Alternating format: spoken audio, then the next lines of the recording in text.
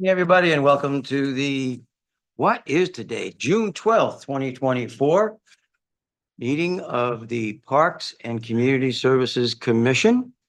Welcome to all you and, well, all of you one in attendance and all of you online. How many people online do we have tonight? One person online. Okay, equal representation. So we will start off with the Pledge of Allegiance, and former Mayor Clarkson, would you lead us in the Pledge of Allegiance, please? Ready to begin. I pledge allegiance to the flag of the United States of America and to the republic for which it stands, one nation, under God, indivisible, with liberty and justice for all. All right, excellent. Then we'll have the roll call, or the croissant call, if you prefer. All right, so let's go. Chair Dorlick, Present. Vice Chair Mitra, Present. Commissioner Breed, Commissioner Levy, Present. Commissioner Lopez Lucy is absent this evening. Commissioner Osland. Present. Thank you. All right, we're anonymous. There were no hears. Okay. Special items and announcements. I believe Director Hyman, that would be your part of the agenda. That would be me. And actually, we have a little, Brad, you can go ahead and cue it up here. But we're kind of excited because the San Ramon Olympic Pool is done, except for a small punch list. And staff made a cute little video clip. So it's out on social media, but in case you hadn't seen it, we thought we would show it today. All right. So Yeah, and the social media clip is much more fancy, but I wasn't able to get that downloaded here. But this is kind of gives you an idea of what the improvements look like.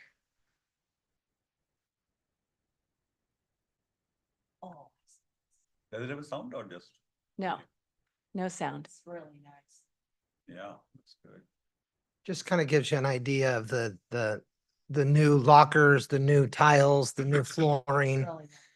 everything that was done. It turned out amazing. Next time you're in the area, you should go check it out in person. Cool. I think it looks really good. Cool. That's good. Fantastic. Yeah, it did turn out great. We would normally have probably done some kind of a grand opening, but it's been done in stages. So the lobby was done so we could get part open, and then part of the locker room was done. And then we finally got this last piece for the lockers in, and it's there. So absolutely stop by and see it. It's beautiful. Also, I just distributed to all of you the 4th of July run and concert memos. So if you're around on the 4th of July and you want to help hand out the little participation medals and the medals at the awards ceremony, then you just need to let Kathy Schiller know that you're going to be there, and we'll actually reserve a parking spot for you. If you want to come to the concert in the evening and the same sort of thing, assist with the challenge coins for the veterans, let Kathy Schiller know, and she will make sure you've got parking reserved. If you don't care about parking, you don't necessarily have to tell us, but we'd like to know you're going to be there so then we can look out for you and make sure we connect with you. I think you probably are all following along for the fun of it, but the city budget will be finalized at that next June meeting. I want to say it's the 25th. And really nothing has significantly changed since I updated you after that one budget hearing. So pretty much all the cuts that were there are where we're at. As we get the final approved budget, then we'll be pushing out the rest of them. We moved some of the summer changes out to the community. So people that were directly affected by those programs, but the other ones that are coming along the pike, such as like the decrease in library hours, those will get pushed out after that budget is officially approved. Some of them may be slightly delayed. So although we technically would be a July 1 start because of the late approval, some of them, like the library hours, are going to potentially take a little longer to get the change communicated. So you'll see all of those rolling out over the next couple of months. And then let's see, we did not have we do have an employee of the month this month, but they couldn't come tonight. So next month you'll have to. And then a few upcoming events to mark your calendars for. We have Dance, Sing, and Laugh with Mr. Elephant at the Doherty Station Library on June 15th. On June 21st, Disney's Finding Nemo Kids Performance. That's one of our camps. So if you'd like to see the outcome of what they've been working on. Of course, July 4th, I mentioned the run. I don't know if I mentioned before, the concert is going to feature the Three Queens of Motown. So it's a tribute act with a a tribute to Aretha Franklin, Tina Turner, and Diana Ross. So it should be quite a good show. On July 6th at Crow Canyon Gardens, they're going to be continuing their speaker series. This is, I think, the second one, and it will be on fostering biodiversity. So for garden volunteers, it's free. And for other people, there's a small fee. I want to say it's $10 maybe. But it's kind of nice to continue to see how all the programs that staff are creating at Crow Canyon Gardens. So just want to keep you looped into that. On July 6th, also at the San Ramon Main Library, there'll be cowgirl tricks. So if you're needing to see a show.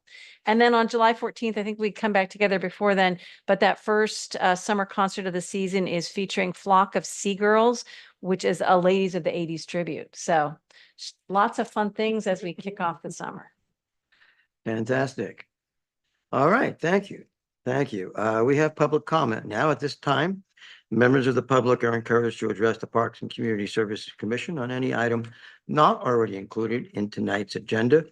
Comments should not exceed plus or minus 3 minutes. And I do have a request to address the Parks Commission from Mr. Bill Clarkson. Thank you, sir. Hello, thank you for allowing me to come by. I'm coming with your request that you. Sorry, well, let me turn off the microphone. Oh, I was up there so much. Oh, for you, I apologize. There you go.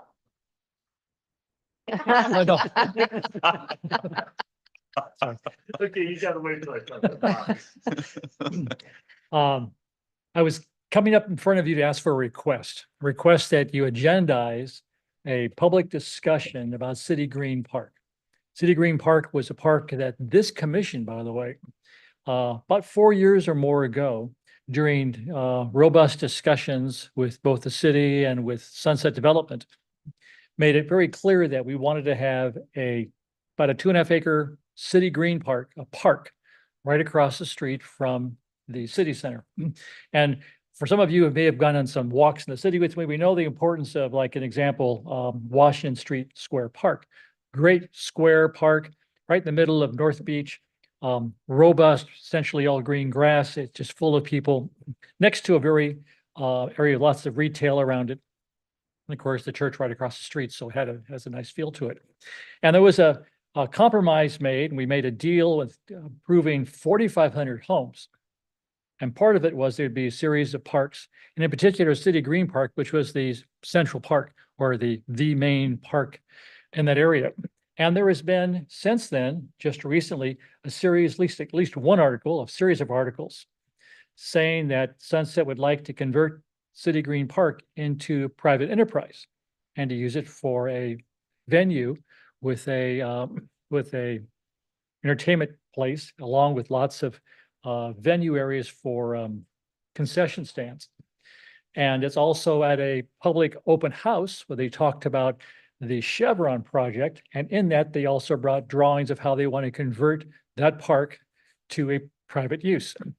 And I have strong feelings that we made a compromise to approve all these houses in return for having a 2.5 acre park.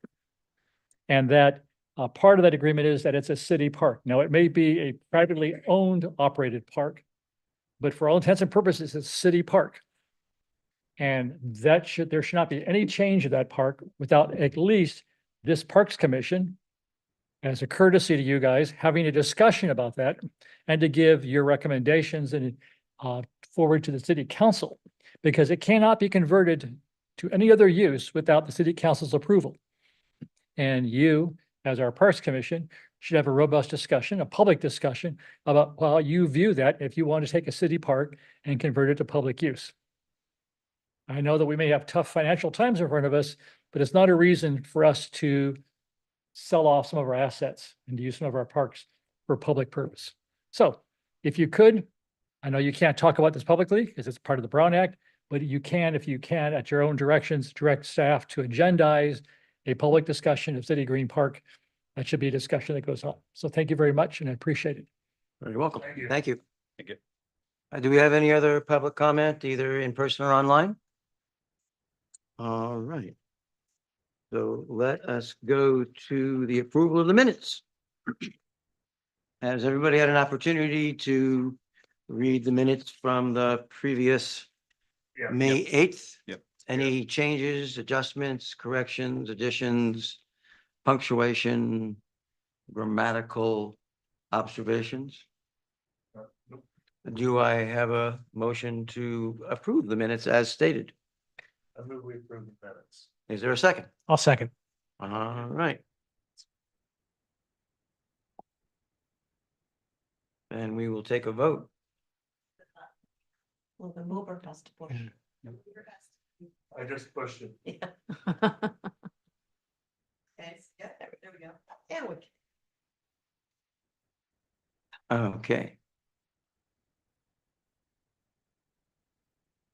All right, thank you very much. I appreciate that. Well, we come to that consent calendar. The consent calendar items are considered routine and are acted upon by the Parks and Community Services with a single action. Members of the audience, if there were any wishing to provide public input, may request that the commission remove the items from the consent calendar. Do we have anything on the consent calendar? We don't. So I guess we'll move on to commission business. And I believe we have Brad Morris, Division Manager, giving us an update on the Trails Master Plan. Brad, Yes. take it away. Thank you very much, commissioners. Thank you for having me this evening. I'm happy to be able to discuss with you an update on our Trails Master Plan. Staff was recommending that the Parks and Community Services Commission receive the update on the Trails Master Plan and provide feedback on the primary elements to be included in the master plan and feedback on those elements that you like and would like to see out of our Trails Master Plan. Just a little bit of background, as you all know, through the Parks, Trails, Open Space and Recreation Master Plan that we went through and we've talked about quite a bit. We've identified interconnectivity and conservation of and connection to nature as two of our four major themes that the community felt were important for the city to focus on as we move forward.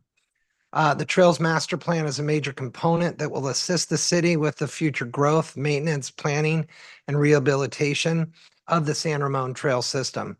The plan will provide an in-depth study of analysis of all the city trails to assist staff in planning and budgeting for future projects and programming along those trails. Most importantly, it'll help staff better understand the community's priorities regarding the trail system so that the funds and grants that become available, staff will be able to have a prioritized list of those projects. And as we all know, when we talk about the parks, trails, amenities in the community, you get a variety of different opinions. And so it's important for us to look at these opportunities from not only those individuals that are close to these amenities and trails, but also what's in the best interest for the city. And kind of that connectivity piece. For example, we've had some discussion in regards to, the old ranch trail system and trying to connect that to Dublin. And some might find that as a good opportunity for connectivity to get to Dublin and BART, while others, not necessarily in that neighborhood is where they're wanting that. So it gives us an opportunity to get feedback, not only from the neighborhood, but from the whole community and the whole city on feedback on kind of what they would like to get out of their trail system. So staff is seeking commission feedback on the desired outcomes of the Trails Master Plan process, feedback on those elements and chapters of the master plan, and which items you identify priority to be included in the plan. So I've kind of listed some ideas of those elements to be included in the plan. These are ones that we have found in other plans, as well as they may have been in our master plan that we had moving forward, that staff thought were some good ideas. That's certainly not the be and end all. So if you have some other things that you would like added, or if you feel that's just not important to our plan, we would love to hear that feedback from you. One of the key components that I did want to touch on, because I know how important it is to this commission, is the community outreach. And so part of the master plan will be involving the entire city in regards to that process. It will consist of a community online survey, as well as we'll be doing some workshops to gather feedback from the community on the plan. So we definitely plan to reach out to the community to get their feedback. What I did was try to provide you with some examples of some master plans. Some of them are a little bit older, some are newer. It kind of gives you an idea of what's out there to kind of get you, your thoughts on what resonated with you, what you would like to see our master plan look like. We don't have to go with the entity that designed the master plan that we're reviewing, but it's good for us to give whoever may win the bid.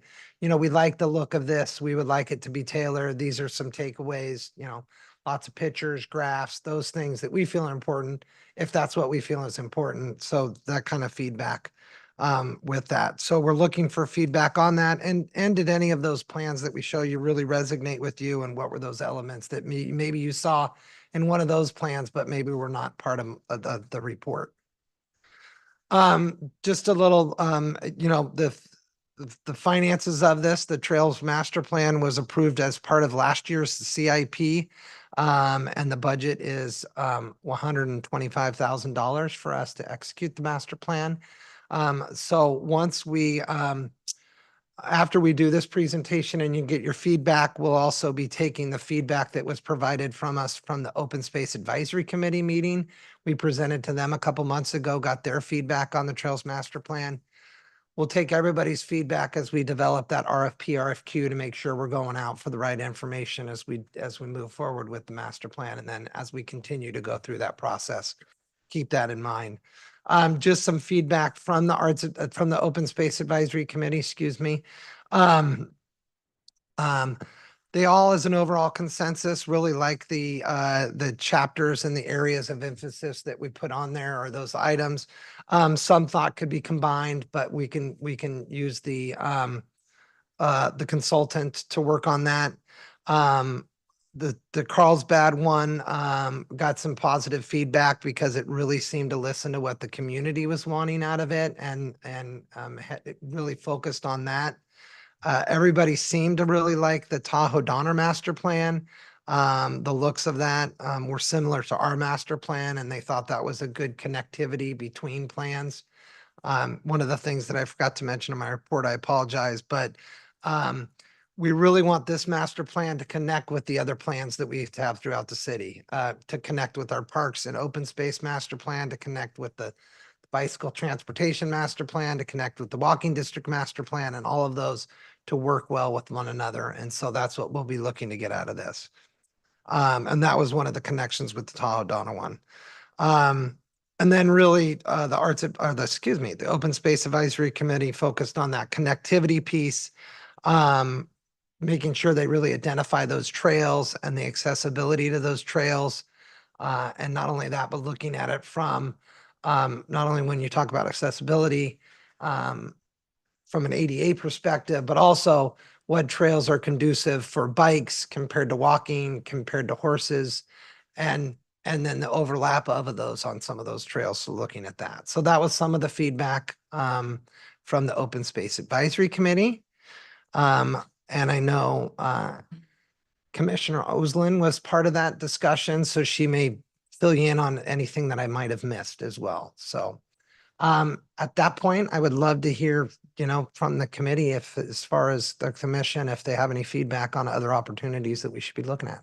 Okay, Commissioner Husband, do you have any comments from your participation in the meeting? Nothing more to add. Okay, all right. So do we have any clarifying questions regarding the presentation and the moving forward on the master plan with the consultant? Any clarifying questions, anybody? Hey, Brett, who is the audience for the master plan? Meaning, who will use it the most and make sure it's implemented? Well, I think that's a great question. Thank you. I think there's going to be multiple audiences. I think the community can gather feedback from it. I don't know that the community will use it as much as like our Parks and Recreation Master Plan. I think the staff's really going to use it because it's going to help us moving forward, and it'll help the community understand the importance of what we do and how we prioritize that. So I really feel that the consultant will really be able to look at other trails master plan systems, make a recommendation on behalf of what's best for this community based off the feedback we get, and then will help us with those plans moving forward. So for example, if the community feels connectivity between one trail and another, that'll help us give us guidance and then also look for that funding. And with this plan, it'll also help us with possibly grants as we look to establish some of those projects.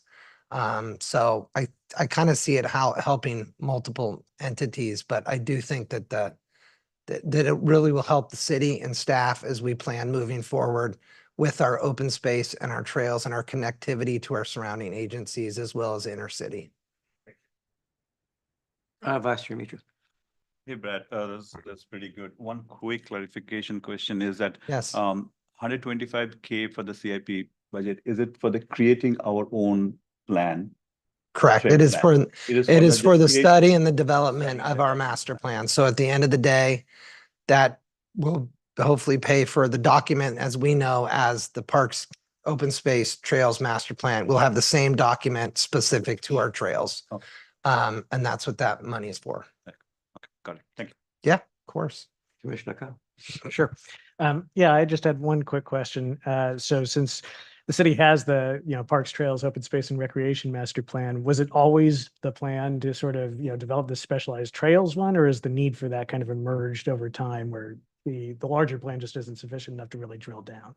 Yeah, the intention of it, and Kathy can correct me if I'm wrong, the intention of the Parks Master Plan was really kind of an overview and to not drill down to the detail that we need of the Trails Master Plan. Okay. So I think the expectation at the end of the day was the goal of the Parks Open Space Trails Master Plan was different than what we're trying to get out of this. What we're really trying to get out of this is really to focus on those trails, the connectivity throughout the city.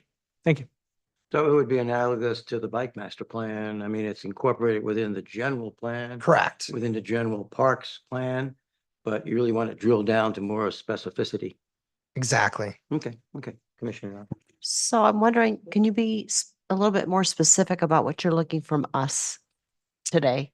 Yeah, I think, was there anything, if you had an opportunity to look at those master plans that I had put on there and the links, if there were any that resonated with you that you thought would fit our community, what you liked, what you didn't like, you may have seen one that was way too long, whatever. And then as well as those elements, did we miss any elements that you would like to see? That would be helpful for us. And then of course, if you don't think of it tonight, of course, you're more than welcome to reach out to staff after the meeting and let us know. But this will really help us with that next step, which is putting together the RFP, RFQ, so we can give the consultants an idea of what we're looking for out of the plan as we move forward, so we can go out and identify those individuals. So, yeah, primarily we're looking to receive the report and recommend that we continue to move forward with the RFP, RFQ to put together the basis for the master plan. Yeah. Yeah, and more of what you like. So for example, you really, you had an opportunity to look at the master plans and one really resonated with you. Like for open space, they really thought the Tahoe Donner one was nice, although it was a little large. They liked the look of it. They liked the feel of it. They thought it was more useful. The takeaway from the Carlsbad one was, that, it really focused on what the community was saying and they heard that. And if those things are important to you, that's helpful for us because we want to make that a focus as we move forward, as well as those elements, that we've identified.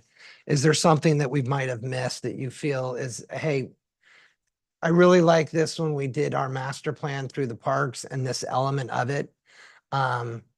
And I want to make sure that you don't miss that moving forward with this. So for example, I think we all know, the list at the back of our master plan, our existing master plan, and kind of prioritizing the cost of those projects and prioritizing, that would be example. Like, I think that's fairly common practice, but that's something that's good to hear back from, or you know what, that wasn't helpful, or anything that may just, it just gives us a sense to make sure we're hearing from the community, we're hearing from the commission, and we're hearing from the Open Space Advisory Committee as we move forward. Yeah, any other comments, questions? Two separate things. You want questions or comments? Both. Yeah, we're not segmenting, we're just having a conversation, discussion. We don't have any public comment. Yeah, yeah, yeah. So, yeah, I have questions, answers, comments. Recommendation. Yeah, yeah. I mean, we're just having a right. free flowing Right, conversation. It's I'll just- jump in as it's the just first us, free so. flower here. So thank you, Brad. So the way I approached this was I wanted to take a look at the walking district master plan first. And because I'm really familiar with our Parks and Community Services master plan, but I wanted to revisit the walking district. And what bubbled up for me first out was connectivity, the word you were using. And so I'm wanting to think about how do we integrate bikes? How do we integrate public transit? How do we integrate walking? And using the walking district as just sort of the beginning, sort of the think tank on maybe that's a place to start how we might navigate that. So how does that impact our trails? And how do we get people to the trails from the walking district? So that was kind of like my first thinking. I really want this master plan for the trails to overlap all the various master plans that we currently have.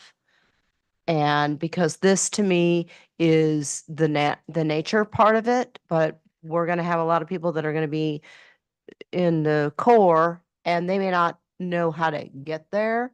And so I want to have that part of it is the connectivity part of it, not just on foot or in a car, but how are you going to get there? And getting us to be thinking about that.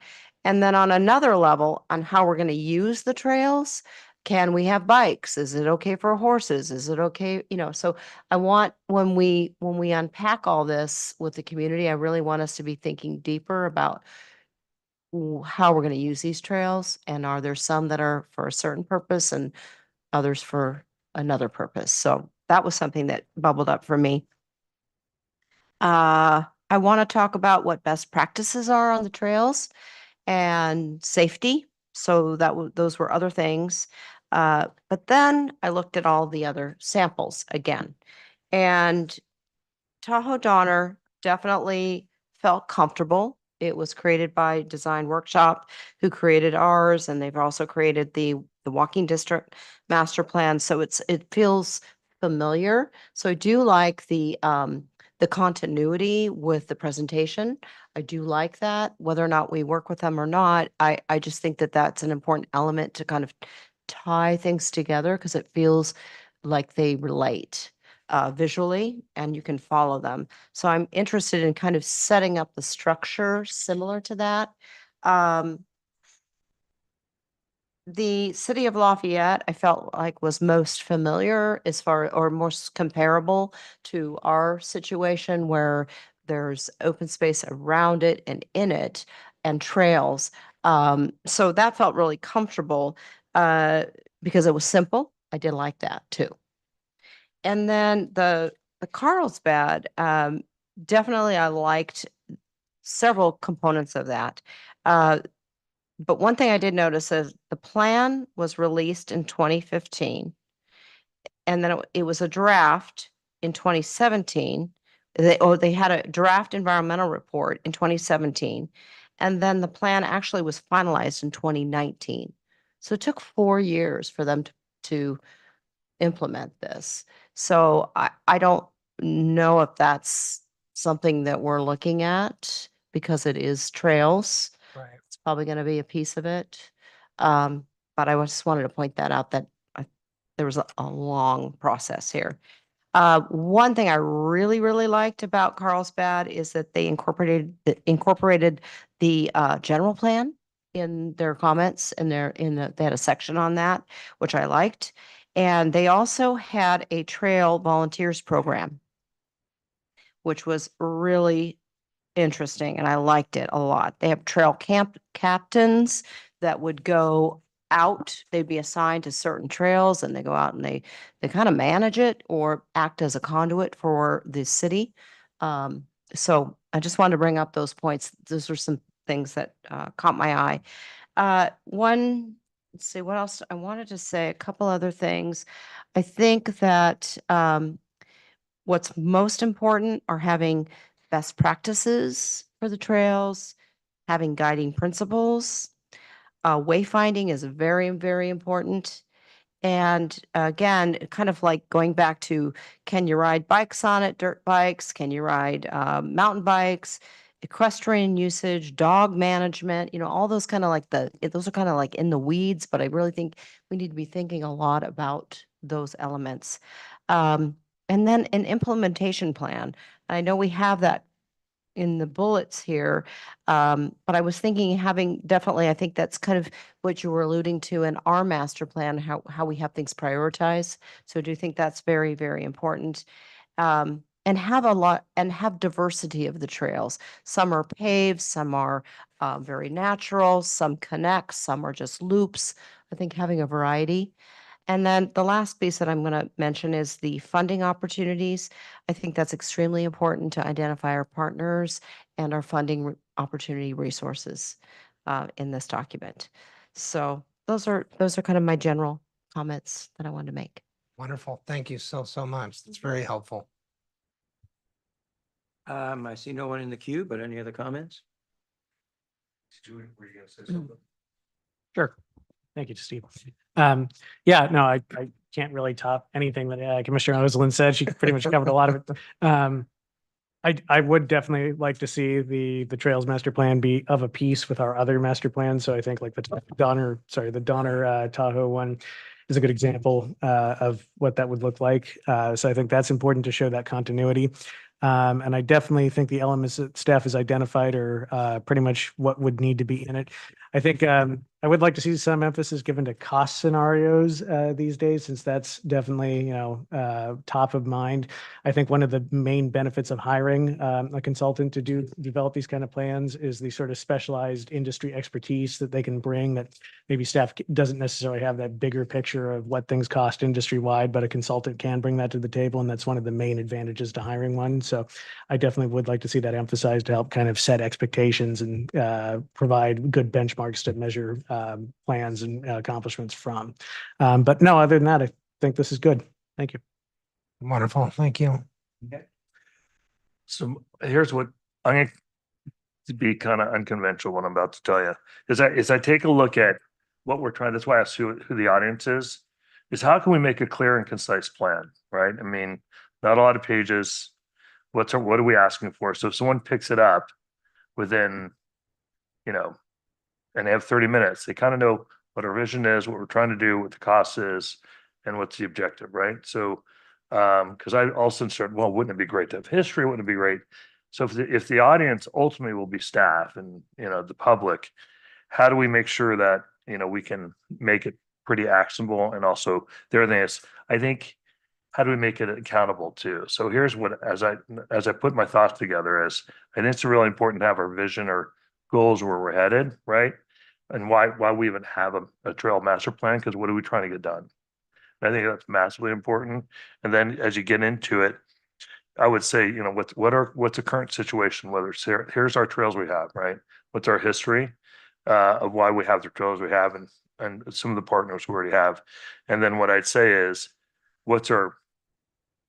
it's got a link to the other thing I'd throw is what's got a link to the master plan we have. What are some of the master plans that has already been decided, the goals that should be already listed in there?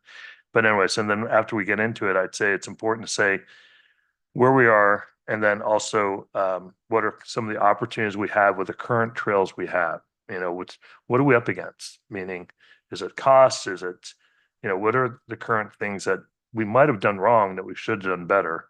Kind of a history of some lessons learned. And then I would also put in there where we headed. So what do we want to try to, which is interesting, but in there where we're headed is who can we partner with to head forward? Is it East Bay Parks? Is it the city of Dublin? Is there some, as we think about connectivity? And I heard you on some of the trails. That's why it's important to get public comment. But as we think about connectivity, can we partner to offset costs with other partners around there trying to achieve the same things? And we should look at Dublin. So we should ask, does Dublin have one, or where are they headed? We should ask where Danville is, where they're headed from a standpoint of master plan.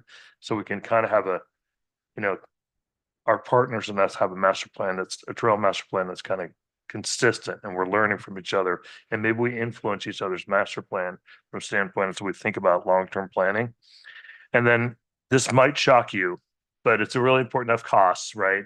And where we're headed. That's why I said, what did we do wrong, what we're doing, where we're headed. And I like, you know, if we had to list what's the most important thing we want to do, here's the most important things that we want to get done. So that way we're providing direction. And then I put something to drive accountability in there. I mean, it's on the master plan.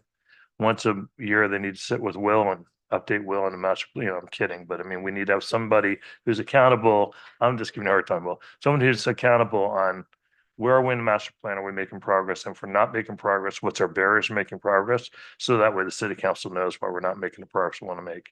That's a lot to unpack, but we just got to be really clear and concise with it, unlike my talk here. So I think it'd be helpful. Perfect. Thank you. Very helpful. Thank you. Thank you, Chair Dolly. So Brett, I think this is good starting point to have a trail master plan. I think for the first city, we definitely need that. Couple of things. I'm going to piggyback what has already been said mostly. But first I want to start with who is this for? And the audience is the city staff. Ultimately, when it's done, when it's implemented, it is for the community.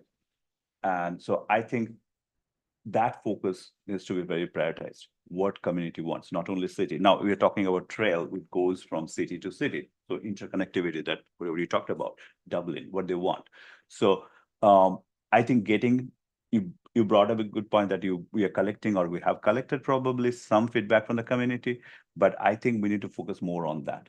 So what we said is definitely important, but what community wants is way higher than that, because they are going to ultimately use that. So it's not only our community, what Dublin wants, what Pleasanton wants, all those trails on that. So you're Yeah, I apologize. Thank you, because I think I got misread on that. I mean, definitely the community will be driving the Trails Master Plan. Right. They'll be the ones that will be setting the tone and telling us what's important and what to do and how to respond and all of that kind of stuff.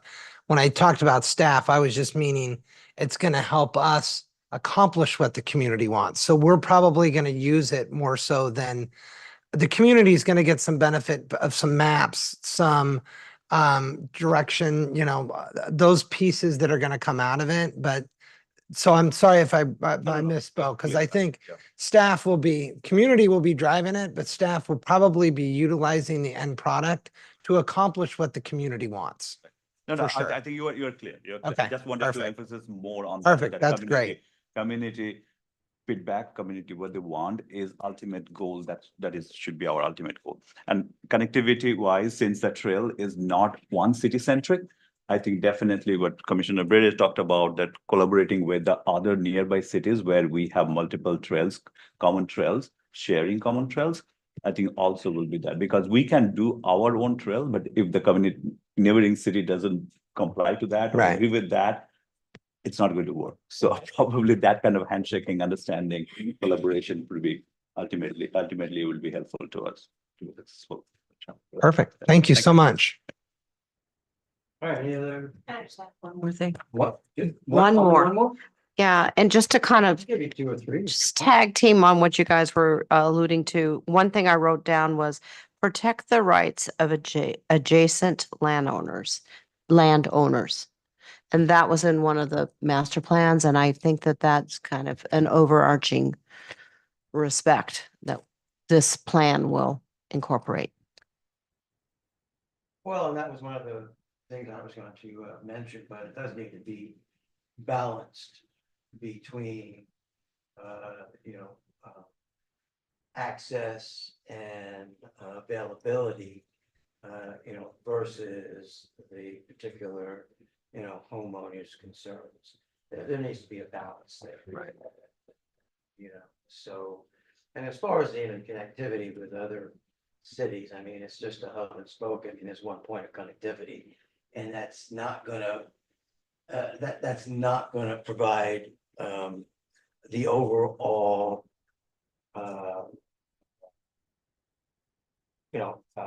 issues regarding the master plan, because you're just connecting at that one point. I mean, it's kind of like the Iron Horse Trail.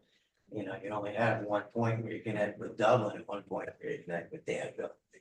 Here, the possibility is there'll be multiple points of connectivity. Right. And, you know, we just need to be aware of, you know, where Dublin's east, you know, East Dublin area is gonna go and how it might connect with some of the areas around it.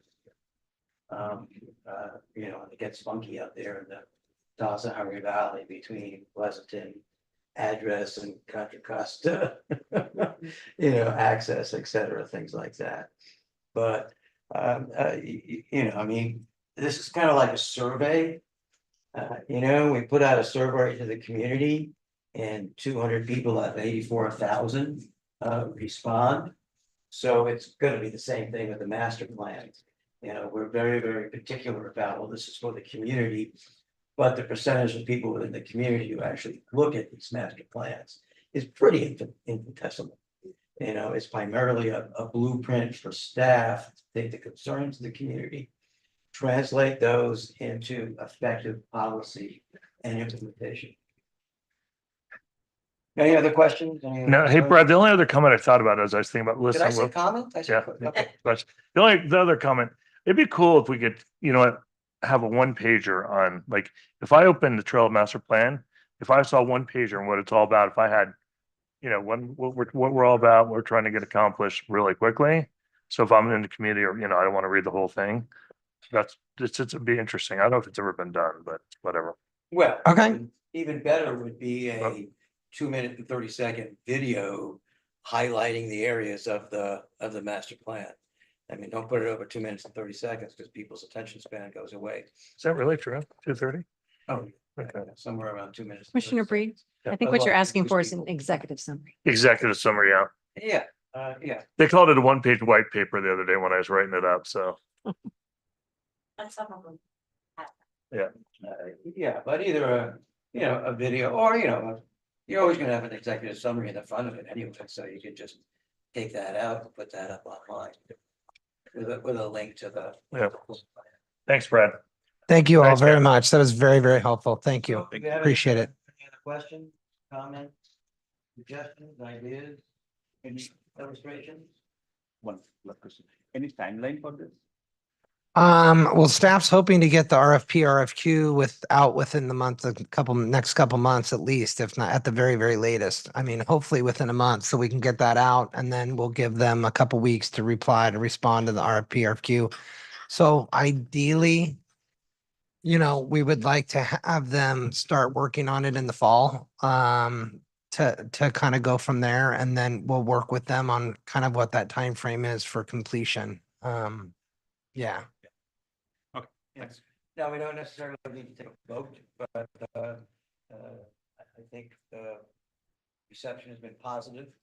And we can certainly provide staff with full speed ahead. We certainly appreciate the effort, looking forward to the result. Agreement? Yep. Perfect. Okay. Thank you all very much. Thank you. All right, now we go on to. Oh, gosh, I forget what. Scholarship. It must be. Scholarship, yeah. 8.2, right? We only have two things, like your- we're on the eights, I think. So and this would be from Director Hyman, a very important area and issue, which is the Parks and Community Services Scholarship Program. For the programs and events and especially the summer Thank you. program. So Can you bring it up? Director Hyman, take it away. And again, Rick, this is only for receiving, there's no vote needed, but we do want to provide feedback to staff regarding the vote. All right, so it was several months ago, I think we had something on the scholarship program, perhaps when our own staff, Stacy, brought up the button and we started collecting funds. And you all asked a bunch of questions about the scholarship program. And so I thought it might be nice just to kind of bring a brief presentation to kind of catch you up with what the program is, how it works, what we're doing. And then if you do have feedback, of course, we may look at incorporating it. But the main objective today was just to educate and inform with what was going on. So just to start us out, maybe. Hold on. this side. Oh, wait, it's not on. That would really help. Okay, there we go. Oh, and I've created slides I didn't even know I did. All right. So, let me just start with a little background on the program. So in actuality, so I dug even further back, and apparently there was a financial support program that existed right at the beginning of the city, that went up until 2004 and got suspended actually at that point in time because it had no rules. Anybody could apply. The money was being handed out a little willy-nilly, and it sounds like it was one big mess. So that happened back in the 90s and early 2000. 2004, they suspended the whole thing. And it actually wasn't even out of Parks and Community Services. I think it was out of Economic Development or somewhere else. It was kind of like a community grant program. So flash forward from that moment where it got suspended to really 2009. And that's when there really was an identified need specifically for a scholarship program for children. And that's where we were getting requests from people saying, how do, what's your financial aid? How do I get a scholarship? I can't afford these camps and programs. And understandably, San Ramon's a very affluent community, and some of these camps and programs are very expensive, but there are always people in the community, and there are people in the community who couldn't afford them. So challenge, right? We were receiving requests for financial assistance. We really didn't have a mechanism at that point for grants. And really it's going to sound cyclical, but we're like this loop that you go in with the economy. There was no funding source for the program. There was no money. So we couldn't just say, hey, give us money in the general fund so we can give it away as a scholarship. So we had no funding at that point. And so at that point, staff worked with the commission at the time and developed the very first scholarship program that was approved by the commission in 2009. And the first grants were awarded, or scholarships were awarded, in 2010. So the program has changed since then, but the basic principles that got put in place in 2009 still exist. So it's morphed and improved, but it hasn't, the very basics haven't. So that initial scholarship program that was created in 2009 provided scholarships for in-house programs run by city staff. And so when I use that term, I mean the ones that we pay the part-timers to go out there and lead. And part of the reason that those ones could be identified is because there was an opportunity. So if I have 15 kids in a class that's being run by our staff, then adding 2 or 3 more doesn't really cost me anymore. I don't make the revenue, but it didn't cost me anymore. So it was possible for the city to provide scholarships in that margin between the class, what we were going to fill with registrants, and some of those open spaces. And so at that point in time, when it first started, participants paid a $15 copay. They had to meet our low income requirements.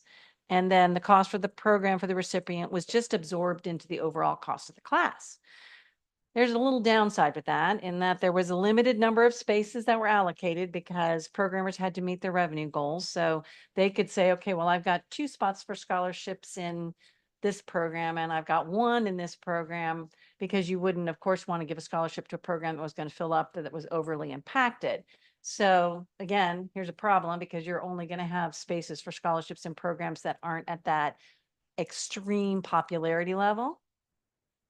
And so it limited the number of spaces for each quarter that were available for scholarships.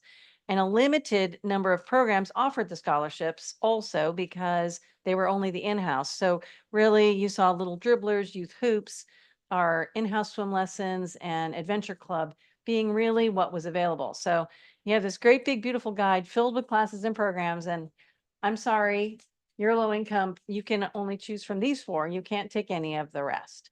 It was something, but it a little bit flawed if you think about it. So as we moved forward, we wanted to expand it. We thought, well, there's got to be a way to do the contract classes, because most of our classes are offered by contractors.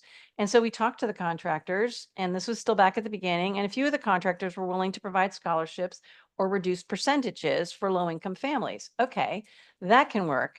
But what happened is it got very, very complicated because every contractor had a different version of the scholarship that they were willing to consider. So VACT only wanted to offer one scholarship for their class a year, and it was going to be a certain percentage that they would take off.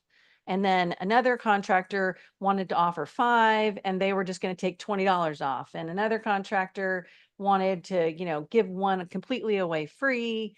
But it had to be to a past participant. And so I'm using those as examples, but at that time, there were a bunch of different people who wanted to do it a bunch of different ways.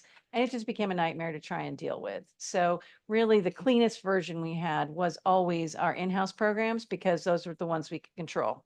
So we tried this for a while, but ended up more recently in 2018 saying, okay, what about just funding this? What about putting actual cash on the table so that we can make this absolutely seamless, so that a low income person can take any program that we offer, that it won't show to anybody else, so no one will know that this is a low income person taking the class. And how would we crack that nut? Well, the way to crack it is through money. So in 2018, staff pursued sponsorships and donations so we could provide that robust program and not be limited. In 2018, it was actually the Dublin San Ramon Women's Club who was the very first taker on this, and they donated the first cash to the program of $750, which we then keep in a fund that rolls over from year to year to provide the scholarships. In 21-22, we got a big boom because Chevron thought it was a good idea and gave us $5,000 for scholarships. So then early in this, we were still doing the in-house programs and we had some money. So we had the ability to do both. And then in 22-23, some of you knew Nicole Blazin. She was one of our staff people who passed away due to cancer. And we put that lovely piece of art that's in the community center. They raised funds for it through the Arts Foundation, really helped make that happen. But we raised so many funds that there was extra. And so they decided that the best thing to do with it would be to put it into the scholarship fund in Nicole's name. And so that gave us an additional $2,559 in 22-23. And then we still really needed a regular funding source for this thing, our scholarships. And the Dublin San Ramon Women's Club really wanted to support our efforts, and so entered into an MOU with the city. And as a part of the agreement, we provide them with some meeting room space, and in exchange, they fund the scholarship program. And that is really important because, as you all know, having worked with a nonprofit, trying to find a consistent funding source is really key to the success of being able to have ongoing services of any kind. And then the last piece of this puzzle really was, and Stacy gets the props over here because she really does. Big win, Stacy. Job, She Stacy. said, how about we put a button on the registration page and people can click it if they want to donate? And, I think a lot of times everyone's a naysayer. No one's going to click the button. No one's going to do it. No one has enough money. Everyone's so busy. No one's going to click the button, but everybody clicks the button. And so, shocking as it is, in some ways, it's also such a beautiful testament to the city of San Ramon and the people in this community, because we're bringing in, it's different every month. And we haven't been doing it for that long, but on average, it comes out to $213 a month that we've been bringing in. On the big registration months, when, like the activity guide comes out, that goes up to like $350. And on the low ones like December, I think it was less than $50. But if you average it, it's still significant. So for this beginning, we've collected $2,209 for scholarships. And again, all this money that comes in rolls over. So we're keeping it in a separate fund. So that way, if we don't use it all in one year, it rolls to the next. So now we get to this beautiful little chart. Now I have to admit that I found a mistake on the one I put in your staff report. So you have to just let me own my own error. My $2,214 in 2021 didn't move over to my other scholarships granted. So the one on the screen is correct. But this just kind of shows you really kind of graphically, and if you look at it, you can see from 2010 to really 2021, we were primarily the in-house classes, in-kind classes are what we were really mostly doing. And we did a lot of it. So the in-kind value, but obviously we didn't do in dollars. That's just what it would have cost, what the amount was.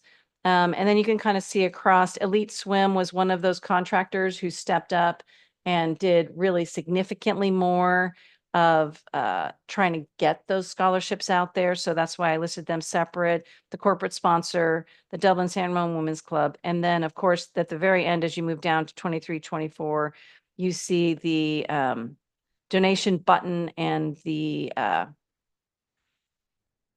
we go. I lost my thing. The donation button, Nicole Blazin, and then of course the total on the far right side are the scholarships granted dollar amounts, and then that comes to 35,855. So we've provided 391 scholarships since the beginning of this program, combined dollar amount or value of 35,855.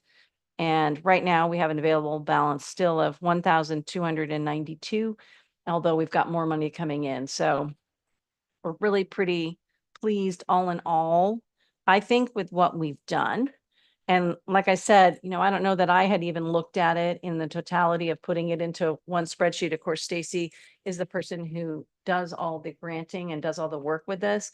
So it's all confidential. And she handles it directly, and then it gets approved by me as it works its way through. So who gets these? So who qualifies for a scholarship? Well, right now in San Ramon, we only offer scholarships for San Ramon residents that are under the age of 18. That's a great question, of course, whether or not we should be thinking about adults, but that's how this all started. That's when I talked about some of the same basic principles have been in place for a while. That's one of them.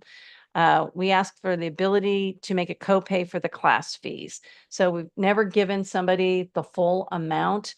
Way back at the beginning of this, as if I understand it correctly, the thought process was that people don't always value as much something that's absolutely free, and that by being able to charge a copay, it puts a little bit more skin in the game, and it gets used. And so they've been all different kinds of percentages. There hasn't been a specific one. Way back when early, it was a much higher percentage.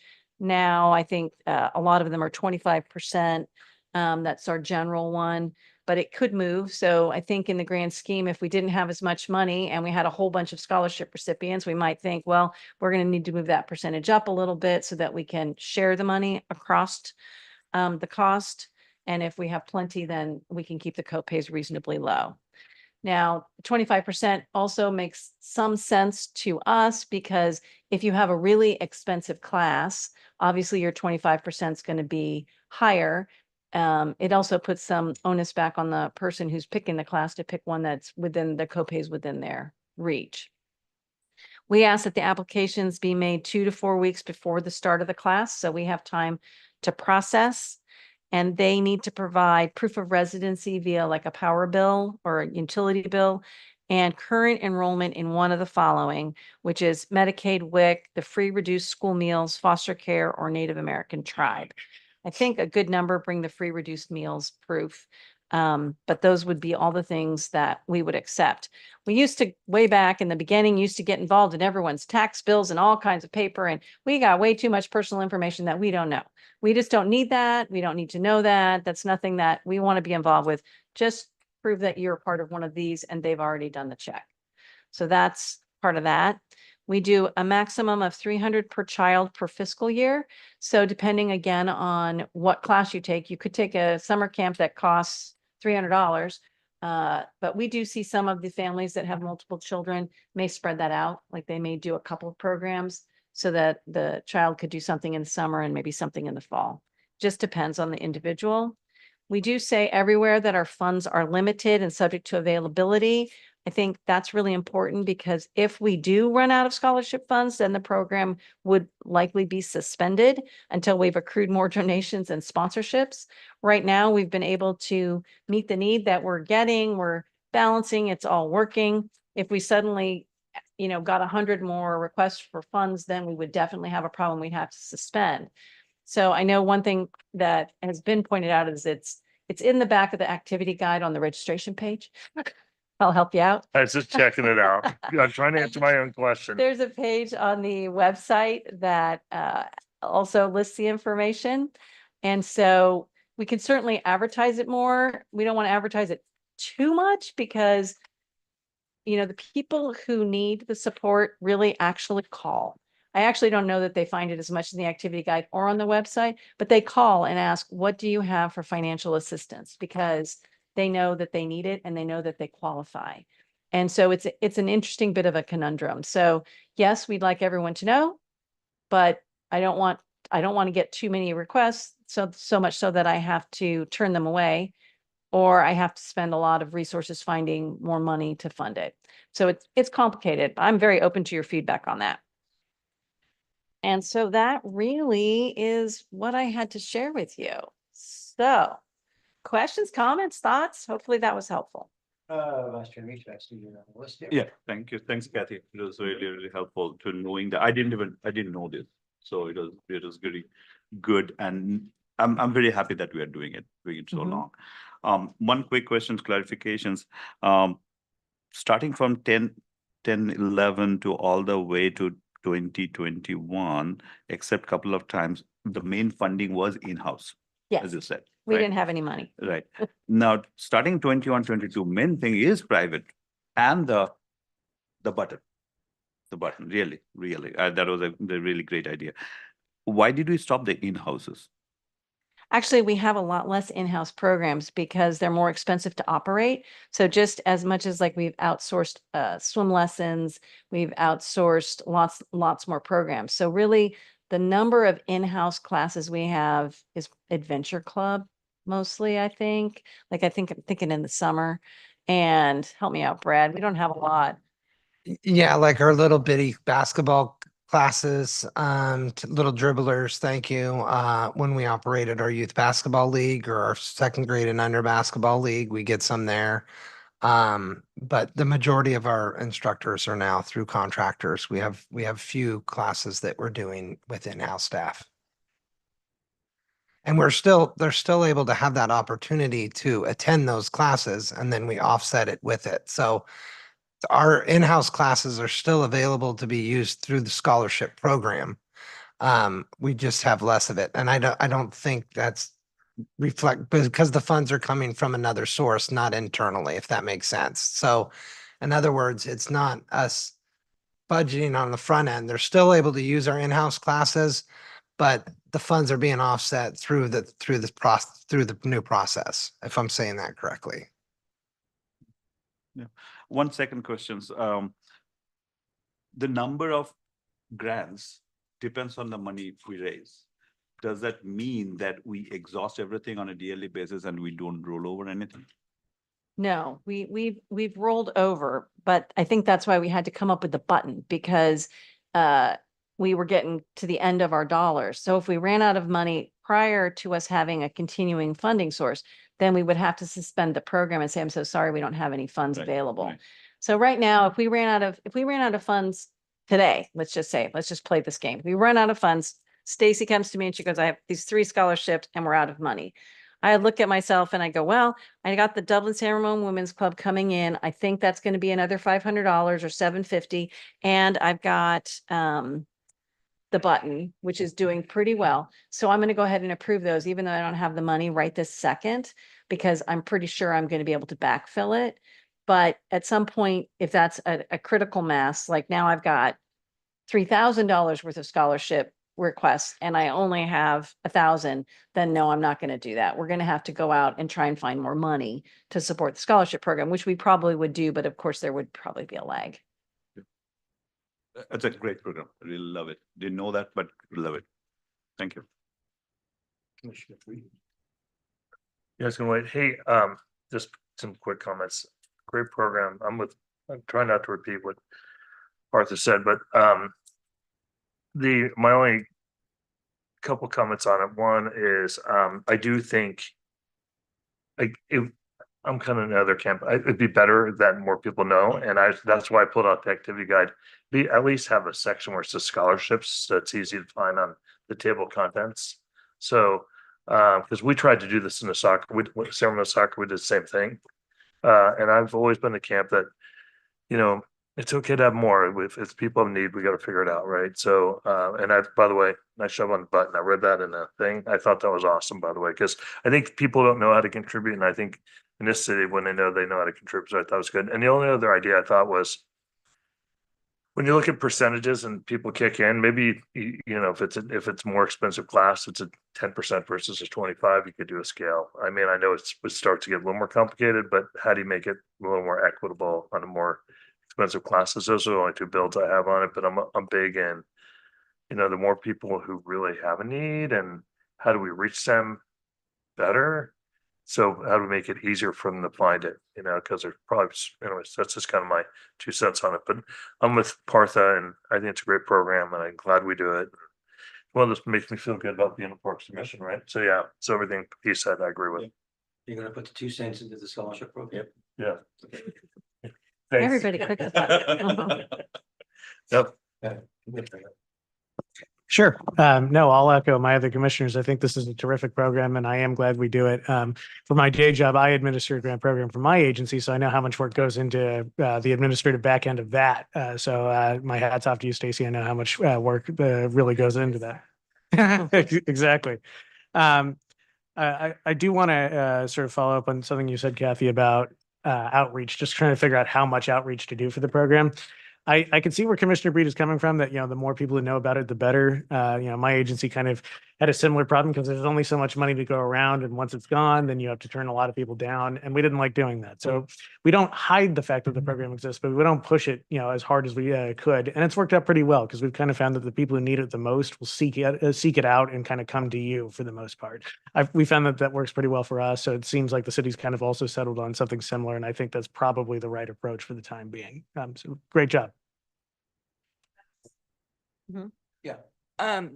I will tell you that we are doing more for outreach. We do try to do social media, 2 to 3 social media posts a year, to say, hey, if you have a need, please let us know. When there's room in the rec guide, I do put another blurb in about, do you need a scholarship? And now that we have the contribute button on the registration page, we're also doing a lot of outreach about, do you want to help someone in your community? So trying to balance those two, sort of doing one and then the other, one and then the other. And definitely trying to get more money, maybe doing more social media on that one and getting more money in. But yeah, that's really great questions. We're always wondering how it is we can do outreach so people know that this money is there if they need it. And people call me all the time and say, I want it. And I tell them what they have to do to, which you probably go through, qualify for it. And they just know right away, oh, okay, I don't qualify for that, you know, kind of a thing. So luckily we don't have to turn too many people down, which is nice. Glad to hear it. One thing I had thought was, you know, even just a checkbox on the application that says, you know, if available, would you be interested in a scholarship? And, you know, because it's in the guide, but Good way to put you it. gotta kind of look for it. And you see the donation button, and so you think that there might be something, but, you know, a little bit more of a checkbox there might be helpful. But again, like, as you said, Stacy, once people, you know, go through the criteria, they go, oh, forget it. We're better off than we thought. Okay, good. Good news and the bad news, you know?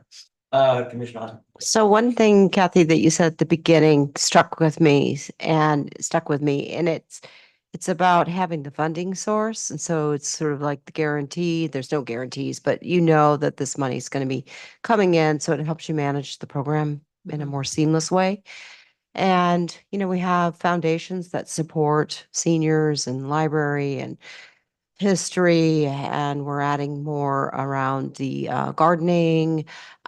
We've got science, and I'm just thinking that within our community, there's a lot of nonprofits and for-profit organizations that perhaps we can work with to get more of a standardized, you know, I mean, I'm just going to throw an amount out, but you know, $250 a year that would go for a scholarship in a particular genre, you know, theme.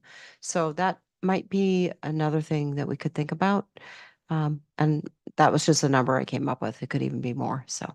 But then that way, the nonprofits and the for-profit organizations can budget for that and plan for that, and they can be thanked for their contributions. Good They idea. get exposure too. And we have a user group meeting coming up in June. Maybe we educate them about this. Oh. Sorry.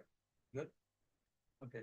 How long did or is there still funding available from that $5,000 from Chevron? Well, we're down to like that That's 1,200, gone. yeah. Okay. That's gone, but it took me almost 2 years to use it up. Yeah, because that So was that final was nice. too, okay.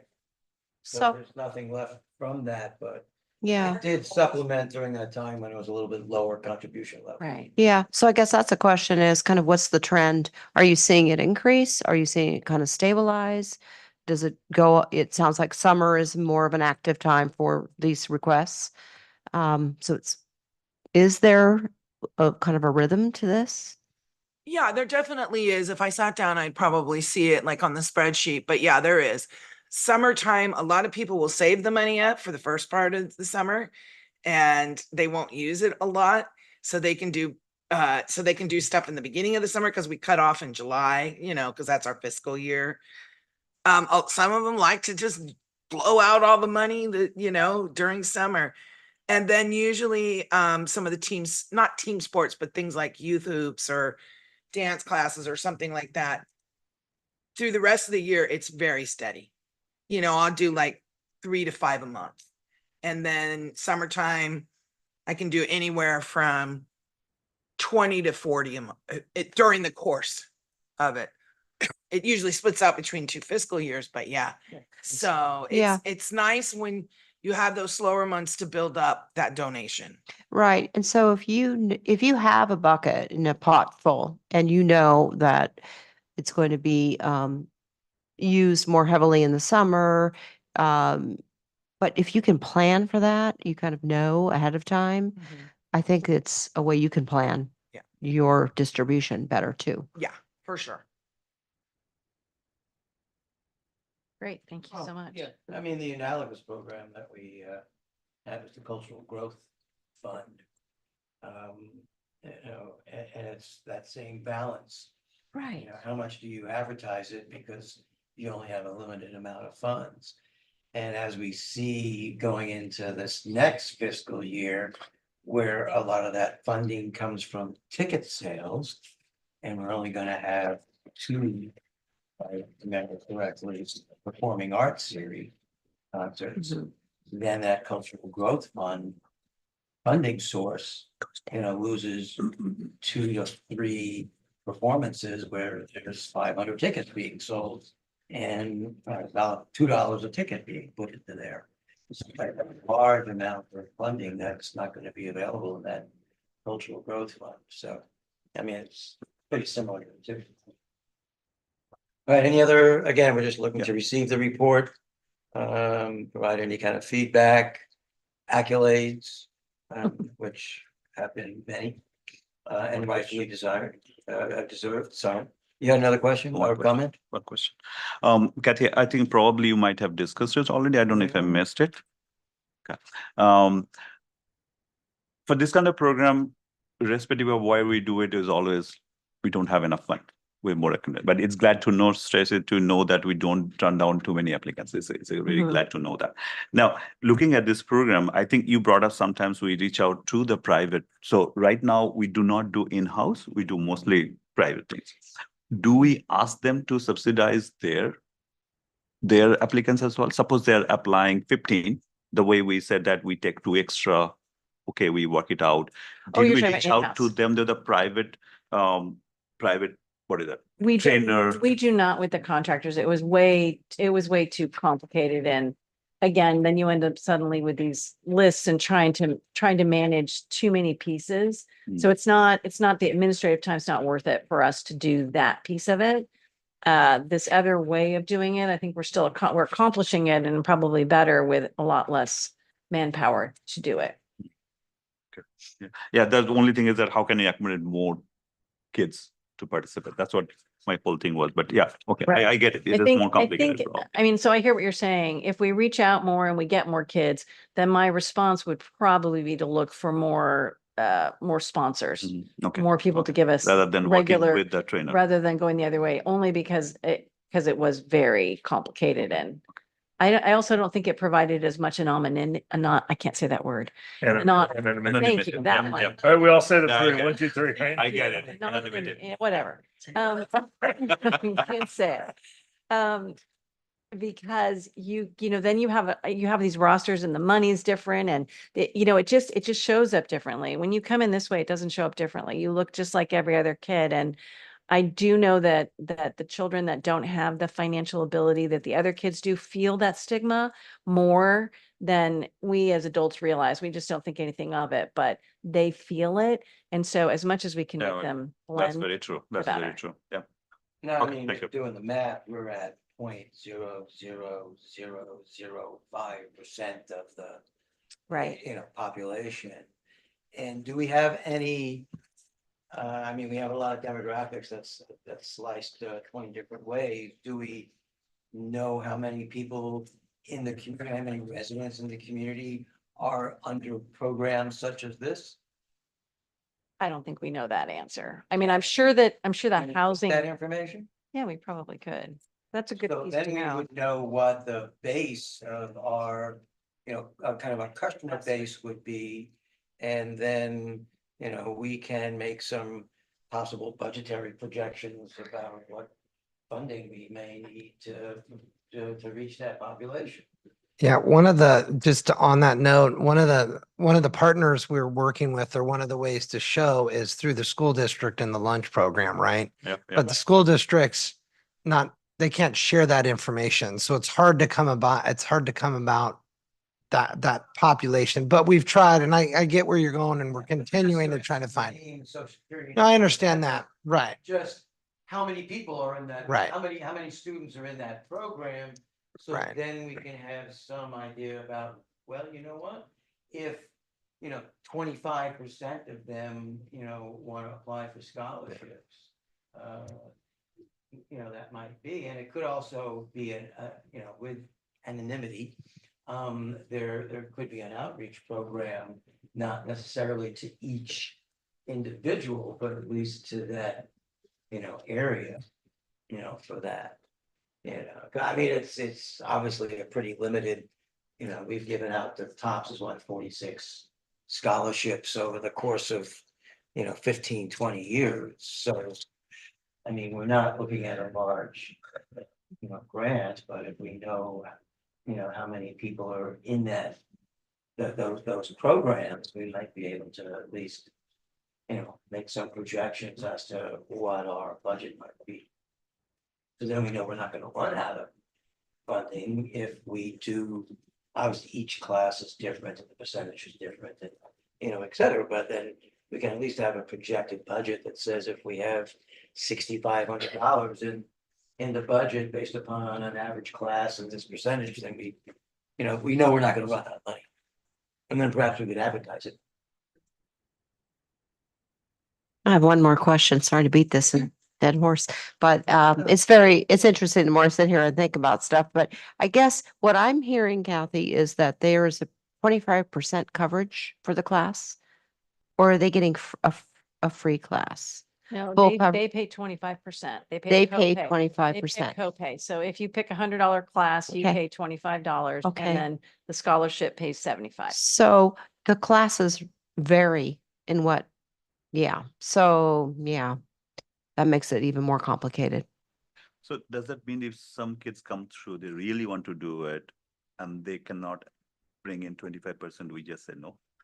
They don't apply at that point in Oh, time. okay. I don't know if you've ever hit somebody like that, Stacy. Yeah, I mean, we definitely, the other issue that happens is that they might want to sign up for a class that's $500. Right. Well, we're not gonna underwrite, they get up to 300. Got it. And I work Got with it. them as best sense. as I can. Yeah. Sometimes if they want that $500 class, I'll say, all right, you want that $500 class? I can give you 300 I can give you the whole amount for manage the that one 200, yeah. class. but you know, then you're done for the year. Yeah. If they come to me and say, well, I can't even do the other 200, you know, I just had somebody last year who did that, and I just told her, I said, well, if you can't cover it, and unfortunately I can't give you more than 300, you know, look, you know, Dublin San Ramon Women's Club, they're very generous. Maybe they can help you. Do you have a club or you know, I try to work with them. Yeah. And That's sometimes they nice make of it work very and nice of you. sometimes they don't, you Yep. know? And I'll do whatever I can for them to squeeze those dollars as much as possible. So they may take a class that they paid, you know, that they use $250 for, and I'll tell them, you have $50 more. You want to take a $300 class and only get $50 off of it? I'm more than happy to do that for you. I'll make it work for them, however way it can work for Yeah. them. But unfortunately, everybody who applies the first time says, you know, I want to take this $350 class. I don't want you to pay the $350. And it's like, no, I'll pay 288 of it or whatever it is, but I'll work with them, Okay, you know. okay, got it. Thank you. Just curious, the 5 categories for qualification. How did we arrive at those particular 5 categories? Those were the initial ones. Those were back when you started this whole program. Like I said, some of the original pieces are still there. And so they don't necessarily have to be that way. The one thing we don't want to do is get a million pieces of people's private information. So we don't want that. But those were the kind of the principles we had initially. So if we want to change that up at some point, we certainly can. Okay, yeah, because as we discussed, source of income is now a protected class in Mhm. the state of California. So Mhm. we do have to be aware. Okay, any other questions, comments? Well received and well placement? Yeah, thanks for doing this. All right. So let's go on to those ever insightful and exciting Parks and Community Services Commission reports. I guess we'll start off with that recreation maintenance and operations report. All right. Well, you might have noticed that it's 25 pages long. It's- Should know. Even as I was reading it and editing everything, I'm like, oh my goodness, this thing is going on forever. But there's a ton of great stuff in there. So I don't blame you if you didn't get a chance to read the whole thing. Let me just tell you some of the highlights you'll want to go back and look at. And then it can be, you know, your beach read this summer. So there is the 5 census tour, you know, they've been doing at the farm. Well, now they did one at Crow Canyon Gardens. And I feel I always want to point out all the Crow Canyon Gardens things we're doing because that was such a high priority for the commission. And along with that, there are several cleanup days and high school students out there doing projects. And so there's a lot going on at the garden. So definitely take a look at that. But the 5 census tour is really cute because it's the little kids out there learning about the garden. The locals only juried art exhibit that we just did at the Art Center, really well attended, really well supported by local business, really fabulous, big production to give out their awards, so many submissions. So if you didn't get a chance to go out there and see it, you can see some of the pictures and read about it. Another really impressive arts thing that's in there is the poet laureate, Jenith Joe, held a poetry contest and gave a teen poet a prize. She did it personally. I think she gave her a scholarship of, I want to say it was maybe $100. I don't remember now. I read it. But what's really impressive is the poem itself. And that's in the rec report. And it's so insightful and so real and so teenage experience. I really like it. So I know she's going to go off to college, but I wish we could get her to come and read the poem for everyone because it's so amazing. And then to flip out of the Parks and Rec side and back over to Public Services side, I have to draw attention to their new concrete tables. They put these fabulous tables at Creekside, Coyote Crossing and Central Park. I happened to be out walking around Central Park one day when they were bringing it in, and it's no easy feat because these things weigh so much to get them into place, but they also are more vandal proof than anything because they are made of concrete and they can blast anything out of them. They're just indestructible. So last forever, indestructible. So that's why they're switching those out. And then the most interesting article is the very last one, honestly. This one's fascinating if you like a little detective work. So we had a problem at the community center where our drains backed up. I don't know if anyone read this, but the drains backed up. I said, okay, well, we can't clean them. We've tried. Let's call Roto-Rooter. Roto-Rooter to the rescue. They came, they snaked the lines. And then they discovered something really interesting, that the inceptor that they thought based on the plans that was in the kitchen was really in the parking lot.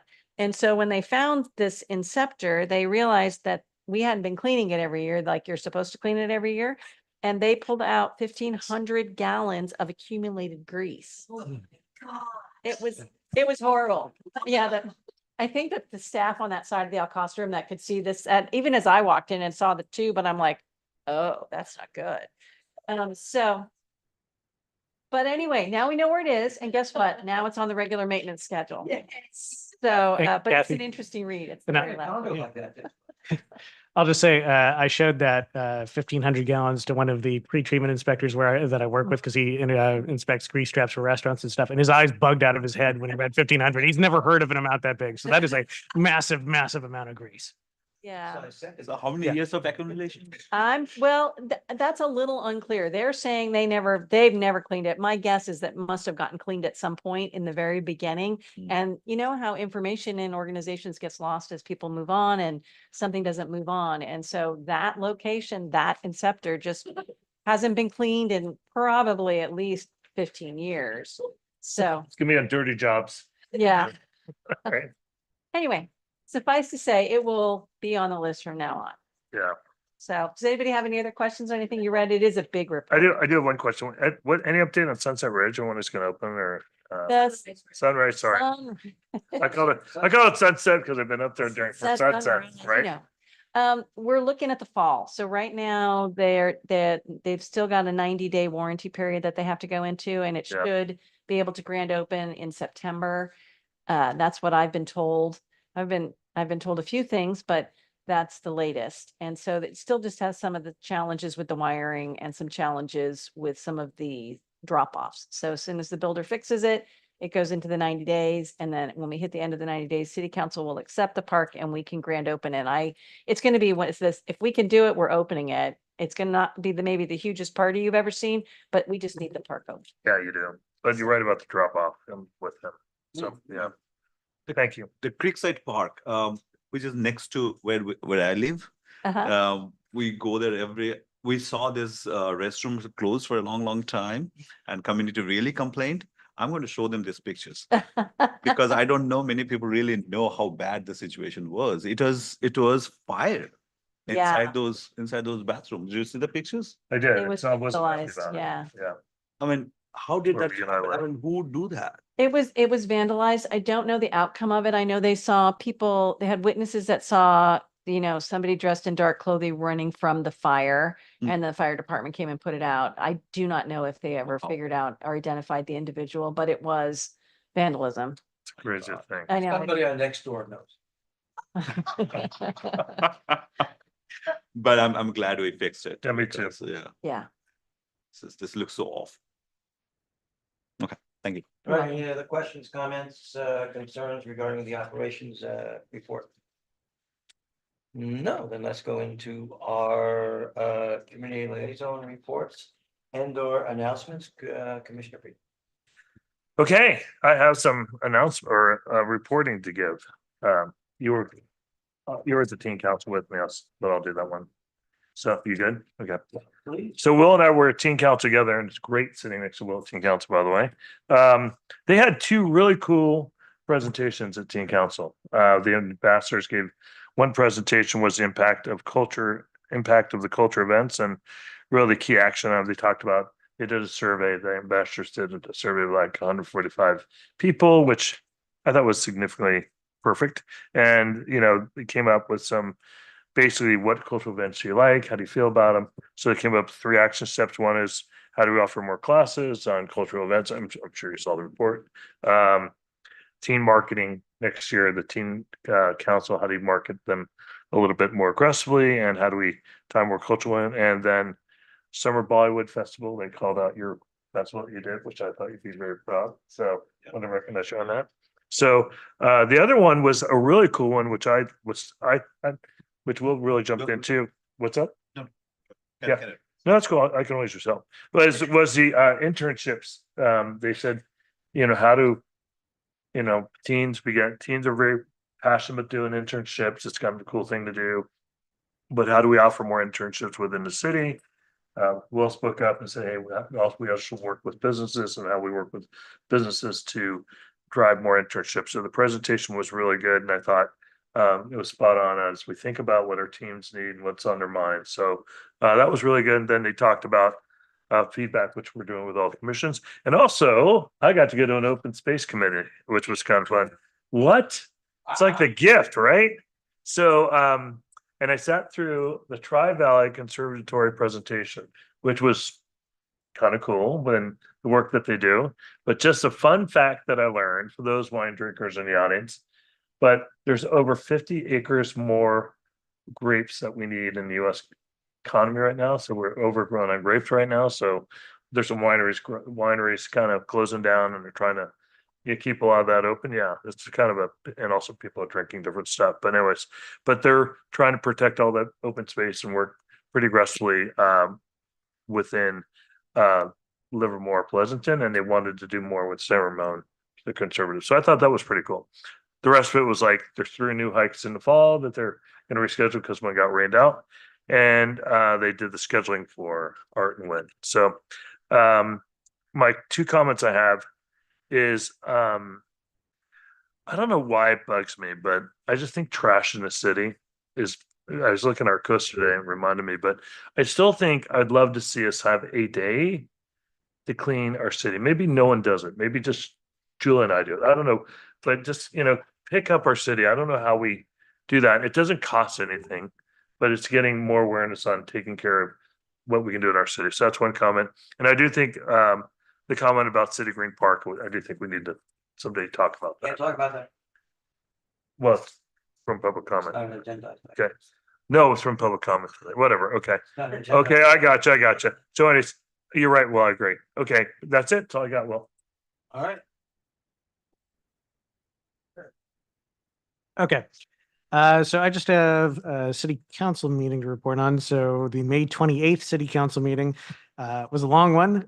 They covered the annual audit report from the last fiscal year, which ended June 30th, 2023. So that was good. And then it got a little bit more complicated with the draft 5-year capital improvement program presentation, which we got a part of at the last meeting.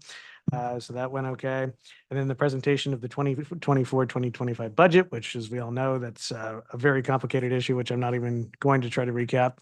And that ended with the city council deciding to schedule a special meeting on June 4th in order to kind of massage one of the last big funding details. So that happened on June 4th, and they did reach direction to staff on that. So that kind of recaps those 2 city council meetings. There haven't been any library advisory committee meetings since our last meeting, and that covers what I got. Me? Okay. No update. No update. Okay. Planning commission meeting is cancelled. They got one coming up though, I saw. That's the second one. So I go to the first one. Yeah, they finally got. Oh, no, we don't have anyone covering. Oh, wow. Yeah. City council, I do the beginning meeting of the month. So I had May 14th. Public comment, Luz Gomez is our new Ward 2 East Bay Mud Board of Directors representing San Ramon. She spoke at public comment to introduce herself.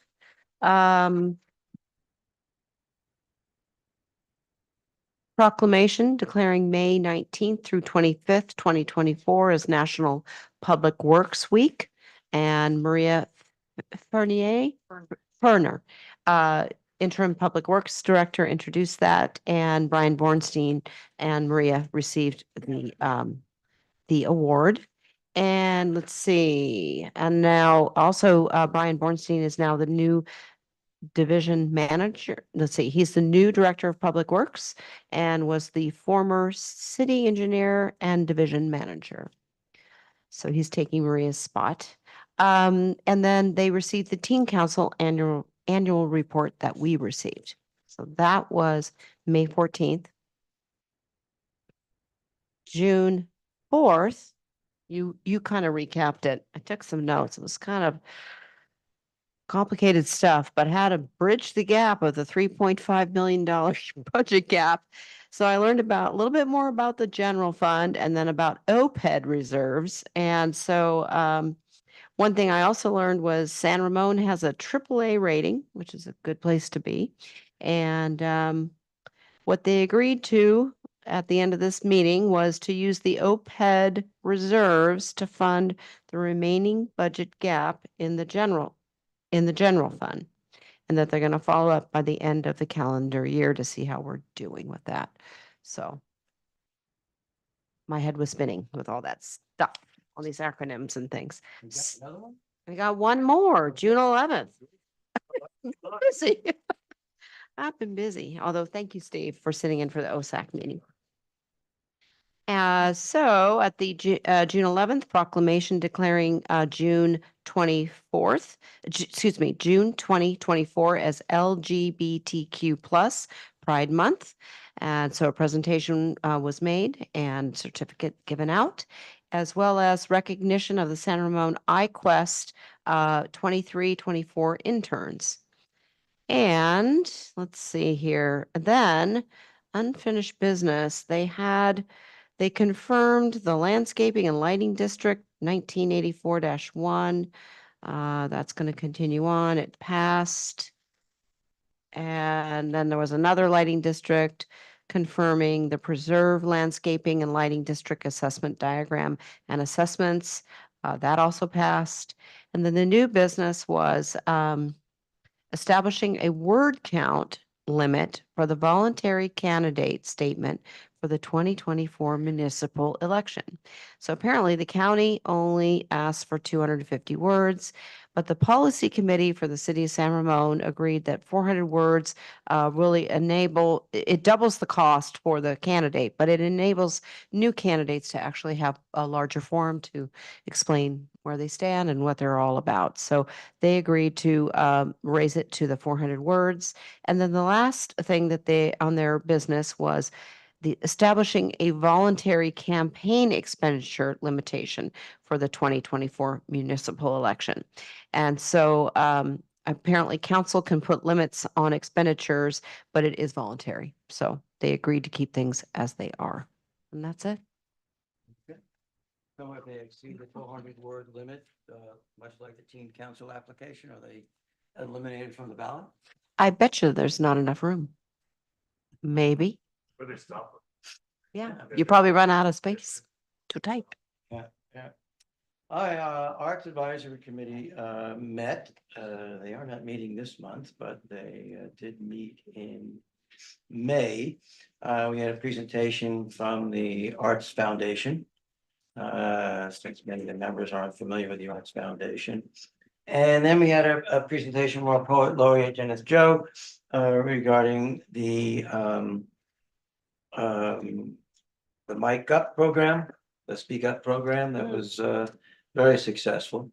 And then had a little bit of feedback on her upcoming adventure in Europe, heading to Italy for a conference. And actually, I believe it's 3 weeks in a kind of a symposium program, scholarship program for poets. Nice.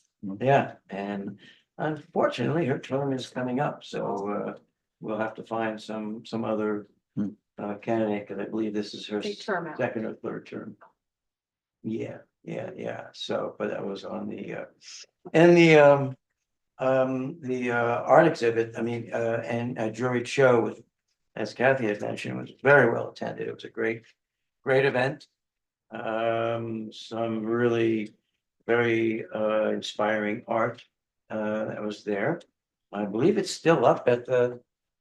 they No, took it's it down. Yeah, it was just for the month. So Okay, there's a new okay. exhibit There's another up month. now. So, but very excellent turnout and very enthusiastic crowd that came out. So a lot of support in the community for the not just the center, but for the arts.